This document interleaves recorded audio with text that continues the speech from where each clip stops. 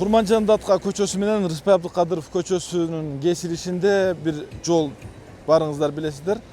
Черемушкага чыкканда чөнтөк жол болуп, бири-бирине дал келбей калган. Ошол жолду Ош шаарынын мэри Жеңишбек Шеримович түздөп, Черемушка тарапка чыгаруу үчүн азыр Рыспай Абдыкадыров көчөсүнүн бул бөлүгүн толук сыноо иштерин жүргүзүп, жолду Алиев көчөсүнө чейин ачып, курулуш калдыктарын толук тазалап, бул жерде азыр асфальт төшөөгө даярдап койду.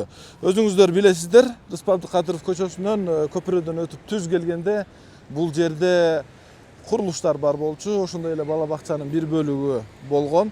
Бирок долбоор даярдалып, бул жерге атайын иш жүргүзүлүп, учурда өзүңүздөр көрүп тургандай ачылды. Бул биринчи этаптын алкагында жасалган жумуш. Ал эми экинчи этапта Алиев көчөсүнөн Рыспай Абдыкадыров көчөсүнүн улантысына карап чыгып кеткен жолду дагы ачуу каралган. Учурда бул жер көрүп турганыңыздардай толук түрдө ачылды, эч кандай тоскоолдук жок.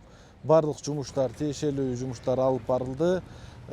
Алиев көчөсүнө чейин жакын аралыкта асфальт төшөлүп, бул жер толук ачылат. Ошондо Черемушка тараптан келгенде Рыспай Абдыкадыров көчөсүнө түшүш үчүн бул тараптан айланып өтпөй эле түз келип, мындан ары жолун улап, же болбосо Абдыкадыров көчөсүнөн Черемушка тарапка Алиев көчөсүнө чыкканда эч кандай бир көйгөй жок, жүрүүгө мүмкүнчүлүк түзүлөт.